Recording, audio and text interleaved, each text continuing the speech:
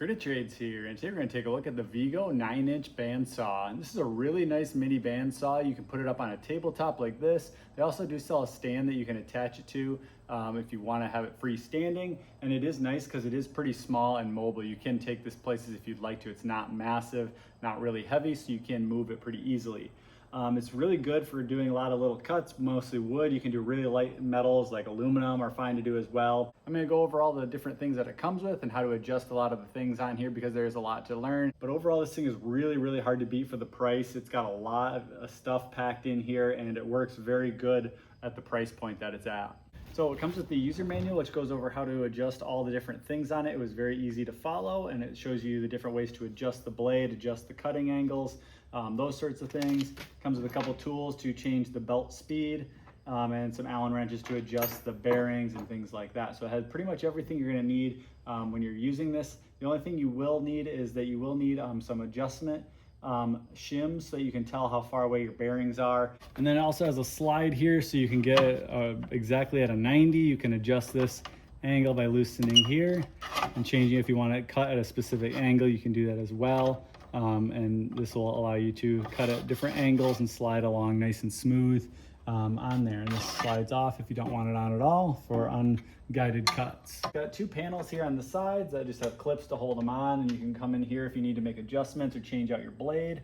But it's very simple to use. You just run the blade up here, you loosen the tension on the blade in the back. I'll turn around here in a second and show you. And then you can tighten or loosen the blade here and make adjustments to the blade. Make sure you close these before you use it.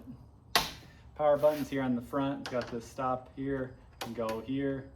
Really simple, easy, nice to touch, and large for when you're working on it, so it's easy to find out where they are. So once you take this off, you're gonna pop your table on, and then you're gonna put this back on and tighten this down here. There's a little threaded hole for it to screw into. That's how you attach the table to it. There's another piece on the back you'll put in as well that covers up where the saw blade slides in. And this is basically, you can change the angle of your cutting bench. You loosen it so that it's sliding, and then you can adjust it here by twisting to change the angle that you're cutting at.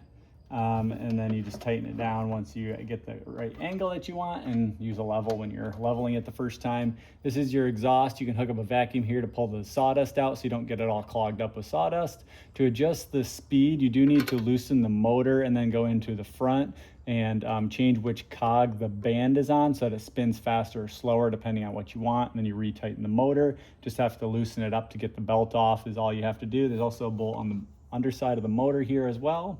That's most of the adjustments here. You can use this to mark down where the zero is. So once you do zero it out with this screw and a level, you can adjust this and mark exactly where zero is so you know where it is. So you don't have to measure it each time you want to go back to 0 degrees, a nice flat surface. All right, on the back here, this is how you change the blade tension. This is to release the blade or to blade lock it. So you do need to release the tension before you adjust or move the blade. This will basically move that big wheel down so that the blade is much easier to get on and off. So you tighten it down once you have the right tension, then you can adjust the tension with the top knob. This is the tracking, and it will change where it sits on the wheels inside. So if you want it toward the rear, you spin it this direction, toward the front, and that will adjust where the blade sits on the wheel. So if it's really close to the edge, you can move it back towards the center, and you can see it when it's on, what this will do. This loosens this part here so you can change the height. So if you're cutting something taller or shorter, you can adjust this because you want this really close to the surface that you're cutting. If it's too far off, then the blade will have too much wiggle room and you can damage your blade. So that's how you adjust the height of this for different cutting depths. And then you tighten this down once it's ready. And then you can adjust the bearing sliders here so that they will keep the blade right where you want it when you're cutting, so it doesn't have too much play. Again, these knobs here can adjust those, and there also are bearings on the underside. You have to open the bottom cover to look at those. So yeah, there's a lot of different things and adjustments you can make on this to get different cuts and different angles. It is a really good compact bandsaw though, and it's very simple to use. Once you figure out all the different adjustments and how to set it up, it's really easy to use. It probably took me about 20-25 minutes to set it up. If you've done this before or used other bandsaws, it probably won't take you that long at all. And again, the manual is very helpful with going over different things and troubleshooting. And if you want to do a certain cut or want to set it up a certain way, it's very good at showing you how to do that. If you're doing a lot of like extruded aluminum or wood, this thing is really awesome for that, getting nice straight cuts and not having a lot of burrs. I was cutting these with hacksaws before, and it's not even close to being able to do what this thing does. So very nice tool and really good packaging. It's nice condensed unit and small, nice tabletop unit.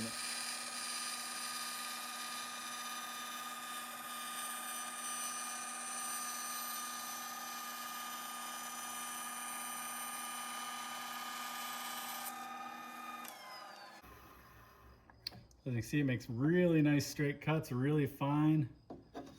And see, look at this, there's like very smooth cuts. There's not any chipping or anything like that. This is a really, really nice blade for this.